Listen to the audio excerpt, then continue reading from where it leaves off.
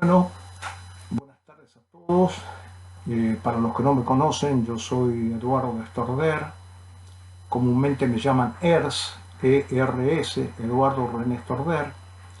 Estoy con ustedes los días lunes a las 21:30,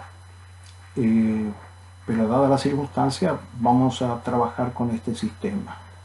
Yo voy a desarrollar el tema del concurso de acreedores de la ley 24.522, denominada también Ley de Concursos y Quiebra.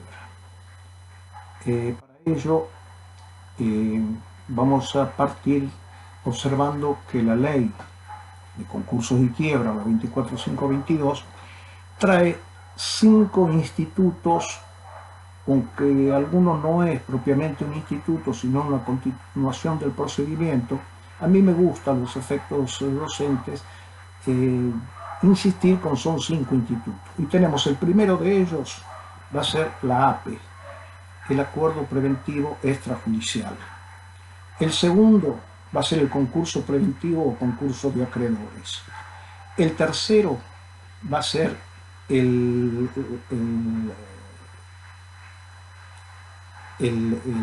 countdown o salvataje. Cuarto va a ser la quiebra. Y quinto va a ser la conversión de la quiebra en concurso preventivo o de acreedores. Pero entonces nos tenemos que preguntar por qué una ley como la 24.522 trae estos 5 institutos. ¿Cuál es el común denominador? ¿Qué es lo une? ¿Por qué están en una ley cuando no se trata de una ley colectiva que trate distintos institutos jurídicos? La respuesta va a estar en que todos tienen vinculación con la mora. La mora. Entonces corresponde definir qué es la mora.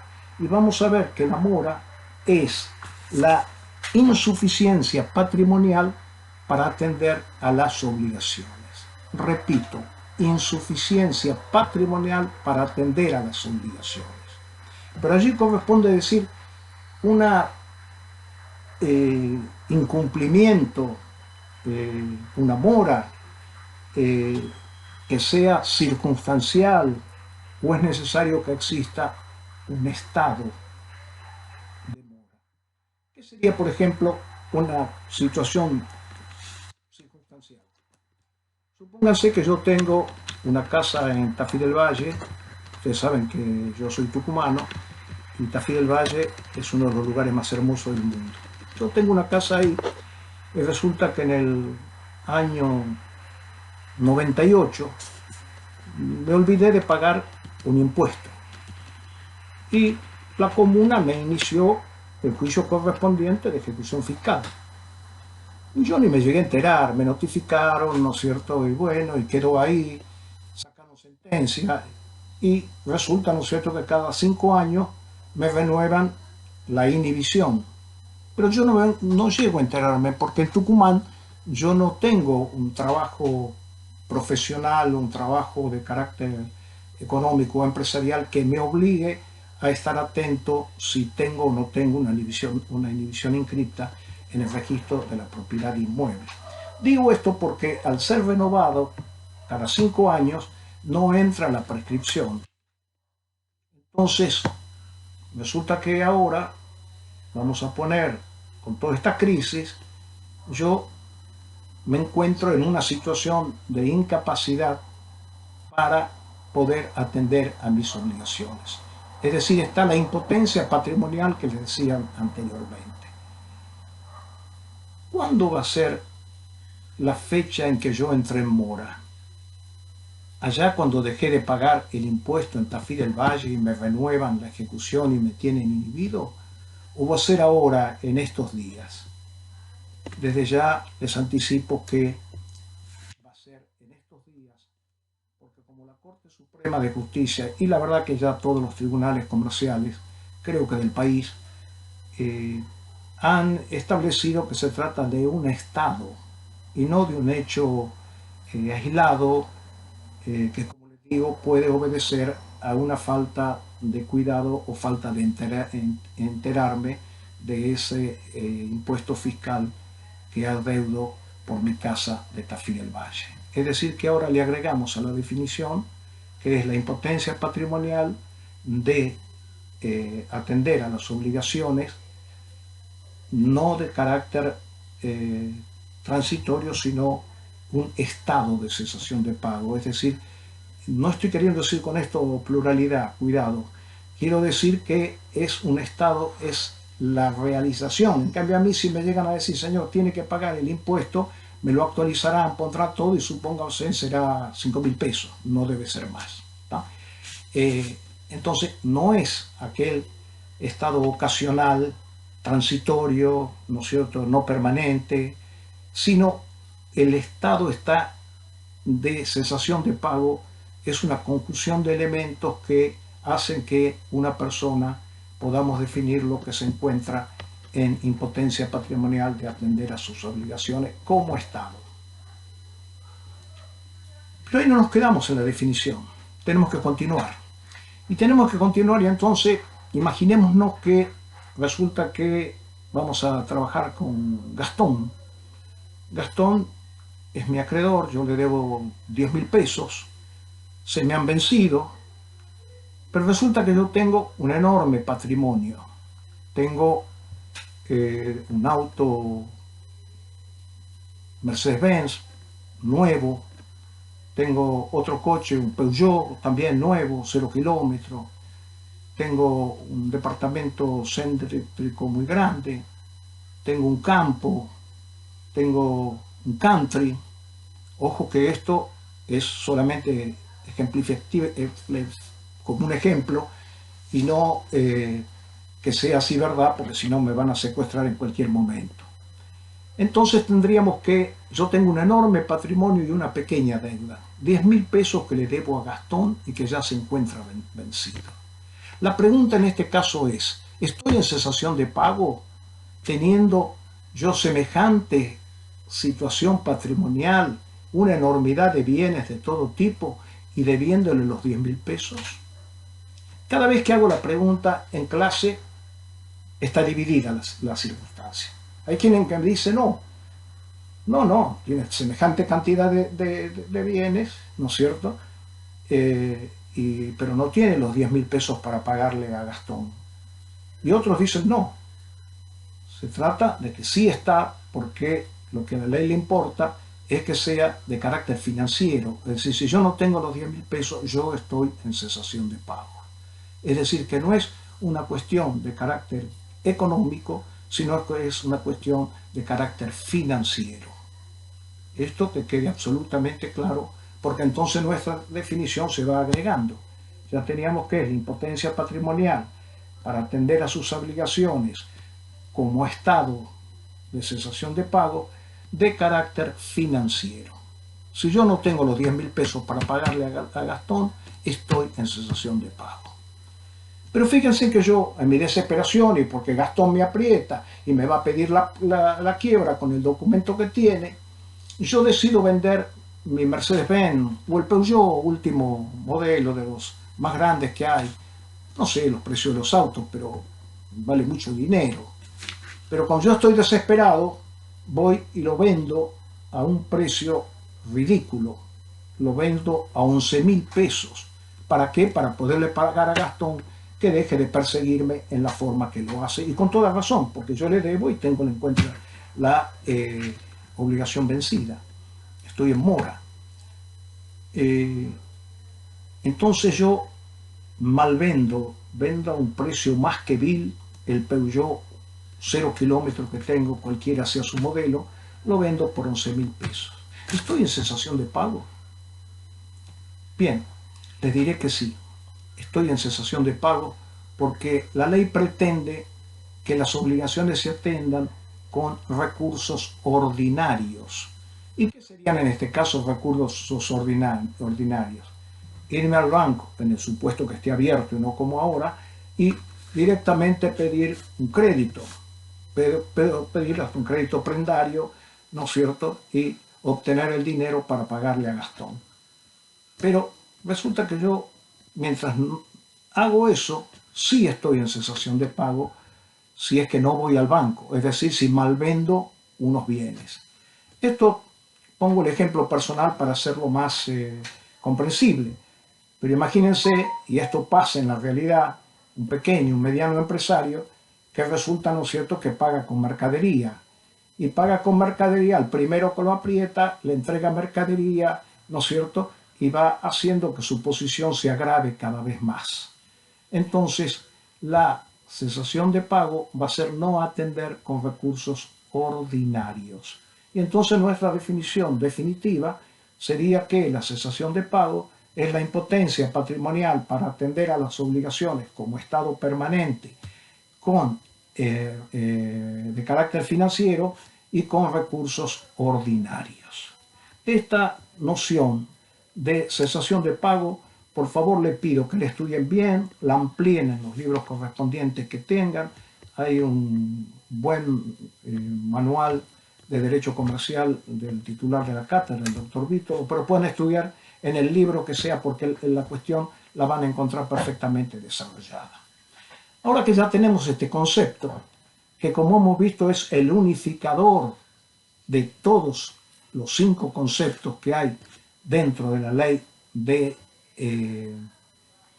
concursos y quiebras, que si no se los dije les reitero, es primero la APE, el acuerdo preventivo extrajudicial; segundo, el concurso de acreedores o concurso preventivo; el tercero, el cramdown o salvataje; el cuarto, la quiebra; y el quinto, la conversión de la quiebra en concurso de acreedores. Vamos a definir sintéticamente cada uno de estos institutos para que tengan ustedes al final de esta clase un concepto introductorio de lo que vamos a hablar. Después, en las próximas clases nos vamos a dedicar a poner énfasis y tratar con alguna profundidad, de acuerdo a la cantidad de clases que tengamos, sobre el concurso preventivo. Pero veamos qué es la APE. La APE es el acuerdo preventivo extrajudicial. ¿Cuál es el elemento distintivo de este acuerdo?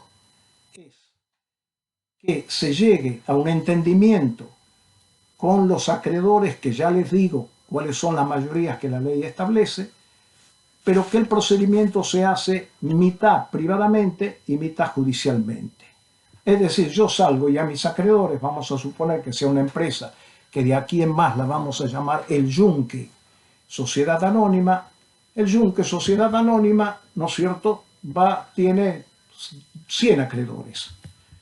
Yo voy a ir a conseguir que me den las facultades que la ley me da para poder solicitar, son que a través del concurso de acreedores, de la APE o del el cramdown o salvataje, yo pueda obtener una quita. Es decir, si a una persona le debo 10.000 pesos como a Gastón, puedo ofrecerle pagar, ¿no es cierto?, 60 o 40, que es el máximo que la ley me permite bajar. Es decir, tengo que pagar por lo menos el 40% de los créditos quirografarios, que ya hablaremos más adelante. Y para que eso sea efectivo, necesito lo que se llama la doble mayoría. Principio este que por favor vayan metiéndose en la cabeza, porque lo vamos a ver hasta el cansancio. La doble mayoría significa que yo necesito conseguir un 66,66% del capital.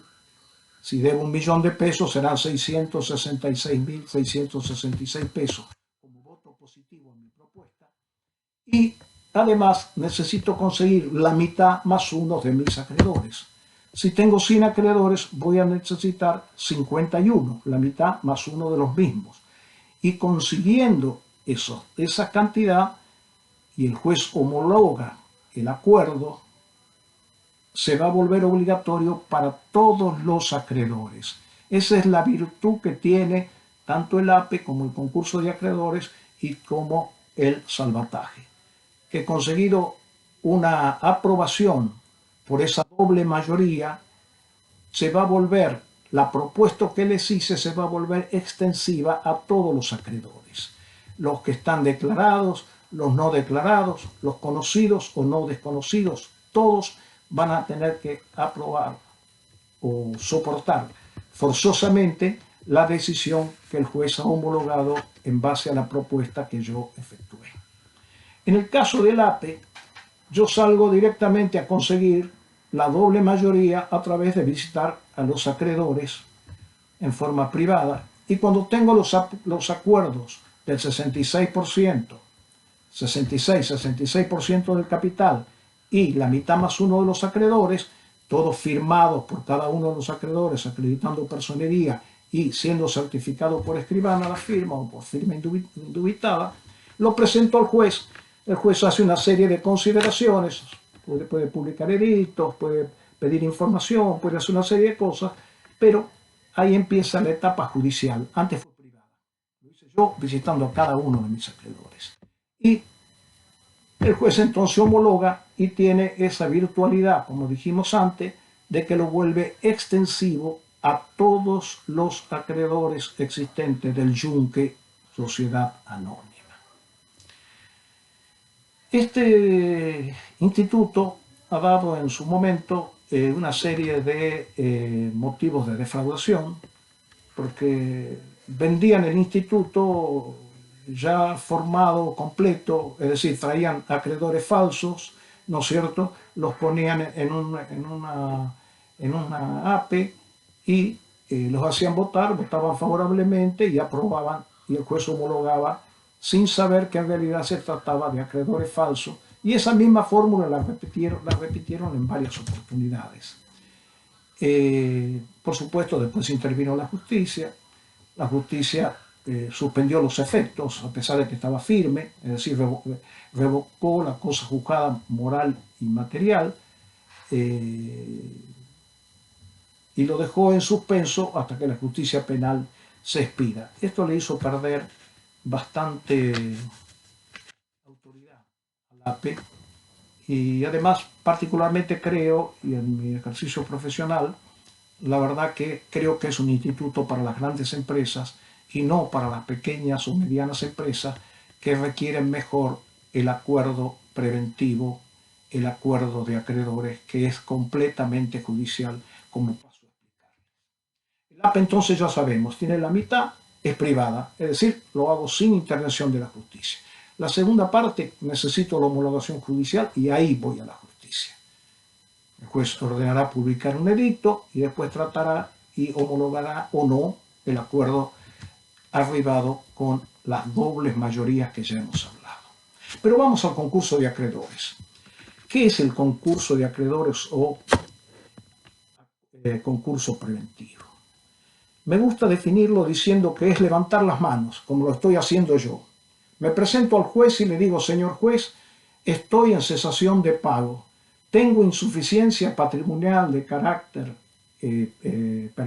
permanente, es decir, de estado de cesación de pago, es de carácter financiero, y puede ser financiero y económico, pero de carácter financiero, ¿no es cierto? Y vengo a decirle a vuestra señoría que estoy en esto y a pedirle que abra el concurso de acreedores para que yo pueda, después del procedimiento judicial que vamos a ver, de haberse tamizado a los verdaderos acreedores para evitar que vengan acreedores falsos, yo le presente la propuesta y al ser aceptada por el 66% del capital verificado, que así se llama cuando el juez reconoce la existencia del acreedor, o declarados admisibles, que así se llaman aquellos que el juez también los declara con derecho a votar, pero que van a ser sujetos a una revisión, como vamos a ver cuando tratemos el tema particularmente.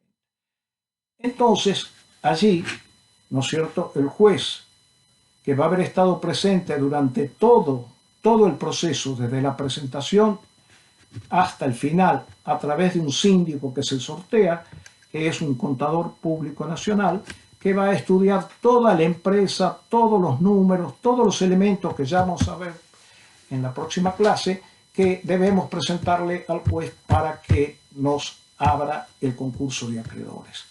Y si logramos la mayoría, pasará a considerar la homologación con el efecto que hemos dicho. La homologación tiene la virtud de que lo vuelve obligatorio para todos los acreedores, hayan votado en contra, votado a favor, como sea, no se hayan presentado, desconocidos, como fuera, es extensible a todos los acreedores la propuesta que yo presenté, como le digo, por ejemplo, que puede ser quita, pago el 40%, espera, voy a pagar en 5 años,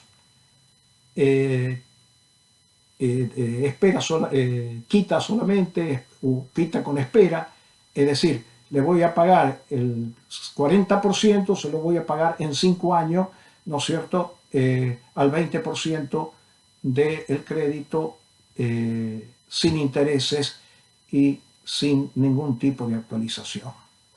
Fíjense que ya les estoy hablando de una propuesta que para un acreedor como el Yunque S.A. puede sacarlo de su estado de cesación de pago. Porque olvidé decirle que de estos 5 institutos, 4 están destinados a sacar de la cesación de pago o impedir que entren en ella, y uno, que es la quiebra, está retirando del mercado, sacándola. Se mata la sociedad y se la saca para que no sea la manzana podrida que llega a contagiar a un sector empresario y producirse con la quiebra de uno un efecto cascada y que caigan, ¿no es cierto?, muchas otras empresas con daño desde luego muy grande para el comercio, muy grande para la comunidad. El concurso preventivo es, como les dije, es judicial desde el comienzo hasta el final.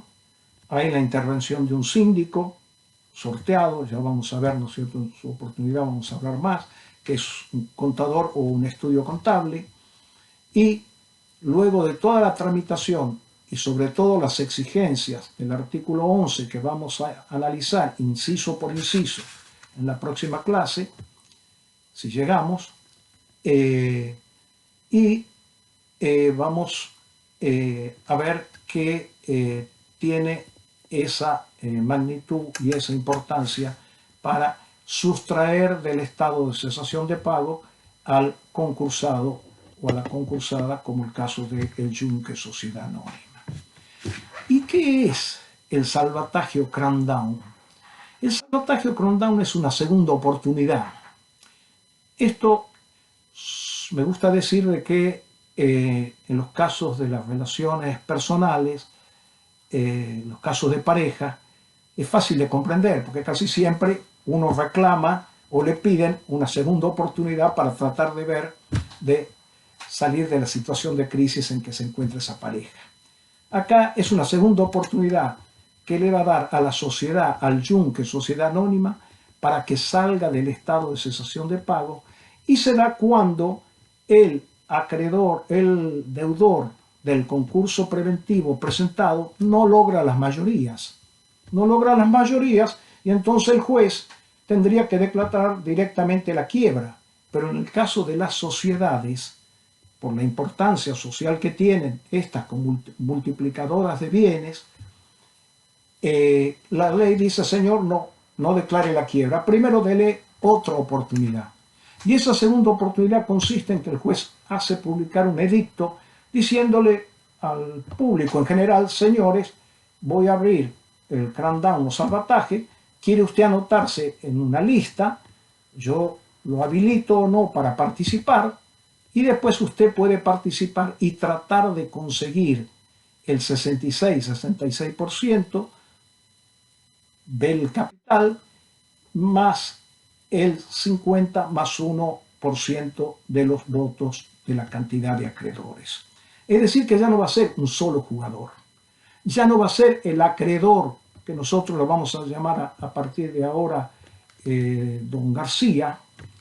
Ya no va a ser el presidente de la empresa o la empresa la que va a poder hacer el concurso de acreedores, sino que ahora van a poder ser muchos jugadores. Por ejemplo, un acreedor o varios acreedores que se unen, o un tercero que viene y se anota porque tiene interés en quedarse con la empresa. Ese procedimiento es el que se llama el salvataje.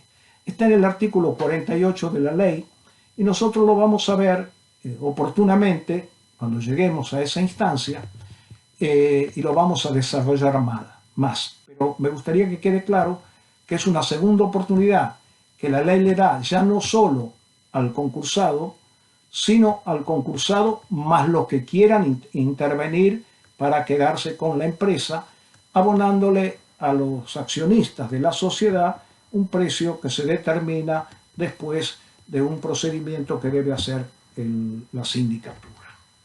¿Y qué es la quiebra? La quiebra, como les dije hace un rato, es directamente la muerte de la sociedad. La sociedad está en cesación de pagos, no puede atender a sus obligaciones, ¿no es cierto? Y entonces resulta de que la ley dice, señor, esta sociedad que anda mal, que está en cesación de pago, que no usa el sistema del concurso de acreedores, o la usó y le fue mal, y entonces debo declarar la quiebra después de que haya fracasado también el crackdown o salvataje. Y entonces el juez debe decretarla y uno de los principales efectos de la declaración de esa quiebra es el que se produce el desapoderamiento. El desapoderamiento es que le sacan la fábrica, vamos a suponer, la fábrica está funcionando y en vez de que en la clase tienen ustedes delante un cuaderno, una carpeta, cosas así, imaginemos por un momento que tienen una tejedora, una máquina de hacer tejidos, y están 40 personas trabajando, y viene, golpea la puerta un oficial de justicia y dice, señor, vengo a clausurarlo porque le han decretado la quiebra, así que por favor, señores trabajadores, señores empleados, dejen todo lo que le pertenece a la empresa, inclusive los lápices, y vamos a cerrar las puertas y le vamos a poner clausurado, y abajo consta en autos tales dictado por el juez tal. En el caso que estamos hablando, que lo vamos a usar en todos los ejemplos, el yunque sociedad anónima sobre quiebra. Ya veremos oportunamente quiénes pueden pedir la quiebra. Hay una quiebra directa, que es cuando cae, ¿no es cierto?, por un incumplido, porque uno puede sacar un concurso de acreedores y no cumplirlo. Me homologan la propuesta y yo después no pago. Entonces cualquier acreedor que le debo puede pedirle al juez que me declare la quiebra, quien lo hará previa intimación a pagarle, creo que es en el plazo de 5 días. Entonces allí quedo desposeído, es decir, me sacan todos los bienes del yunque, quedan directamente a disposición del juez a través de la posesión que va a tomar el síndico oportunamente. Pero lo primero que hicieron es clausurarme, lo primero que hicieron es inhabilitar a la sociedad, lo primero que hicieron es informar a los bancos que no pueden pagar. Vamos a ver que hay un sistema de publicación de edictos donde quedan todo el mundo notificado que no le puede pagar más al yunque y sus autoridades. Es decir, es la muerte de la persona, porque también se puede declarar la quiebra a personas humanas, no solamente a sociedades como el yunque sociedad anónima. Es justamente esta no es para sacarla de la cesación de pago, es para sacarla de la actividad comercial. Para que no contagie a otros y los haga caer a ellos en cesación de pago, ¿no es cierto?, por los incumplimientos en que está incurriendo el yunque sociedad anónima. Bien, y vamos a ir a el último de los elementos que están en la 24.522 y vamos a ver que se trata de la conversión de la quiebra en concurso de acreedores. Vamos a un supuesto. Volvamos a mi caso personal. Me decretaron la quiebra y yo, distraído, ni me di cuenta, me notificaron a un domicilio donde yo vivía antes, ¿no es cierto? Y bueno, me decretaron la quiebra. Por supuesto, me hicieron todas las medidas, ¿no es cierto?, que les hablaba recién. Una de las primeras es directamente el desposeerme de todos los bienes, y resulta, ¿no es cierto?, de que cuando me vienen a sacar los bienes, ahí me entero yo y me agarro la cabeza y digo, por Dios, ¿qué me ha pasado? Yo no estoy en quiebra, yo estoy perfectamente bien, me olvidé de pagar esa deuda. Y no me enteré, me notificaron, bien notificado al domicilio que yo tenía antes, al que figura en mi documento, al que el juez hizo como prevención pedir a Migraciones, el Ministerio del Interior, no me acuerdo bien dónde es, pedir qué domicilio tenía y me notificaron bien para darme 5 días para que dé explicaciones. Si yo hubiera recibido esa cédula, iba, depositaba el dinero y decía, mira, señor juez, no estoy en cesación de pago. Aquí le deposito esto el 30% y con eso se acabó, me levantan la quiebra y pagaré los honorarios que tenga que pagar de acuerdo al monto de la quiebra que me hayan pedido. Pero no lo hice, me lo dejé pasar. Porque el juez antes de la quiebra debe hacer notificar, dándole 5 días para que el deudor explique la situación. O, como les dije, deposita la plata. No es un juicio, no hay juicio de antequiebra en nuestro derecho. Es una notificación que el juez o la ley dispone a los efectos de que, bueno, ocurra lo que ocurrió. Yo no me di cuenta, se me pasó, me olvidé, pero mira, aquí tiene la plata, yo no estoy en cesación de pago, terminemos este procedimiento concursivo. ¿Qué pasa?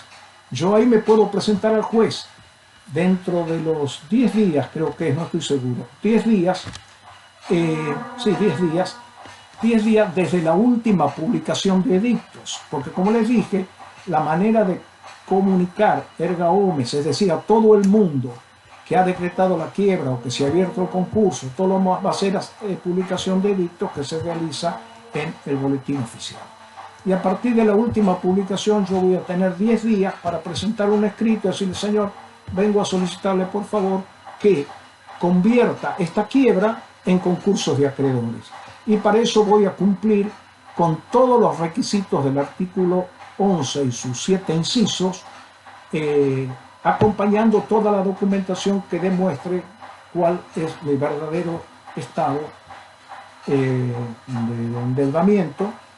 Y el juez entonces va a decir, bueno, va a sacar un decreto donde va a decir que, habiéndose presentado en tiempo legal, es decir, dentro de los 10 días después de la última publicación de edicto, y habiendo acompañado los requisitos del artículo 11, voy a modificar y dejo sin efecto el estado de quiebra decretada y abro el concurso de acreedores, haciendo que le devuelvan al deudor, en este caso a mí, ahora concursado, todos los bienes que he sido privado o he sido desapoderado conforme el decreto de quiebra. Espero haber sido suficientemente claro, no lo sé, porque cuando uno dicta una clase presencial, uno lee la cara de los alumnos, mira cuándo han entendido y cuándo no, cuando uno se ha hecho entender y no. Y yo soy de los que me gusta preguntar y decir que hasta 14 veces me pueden repreguntar la misma. En la 15ª vez me empiezo a poner nervioso. Bueno, espero que nos veamos presencialmente lo más pronto posible, que estén todos bien y será hasta la próxima clase. Hasta luego a todos.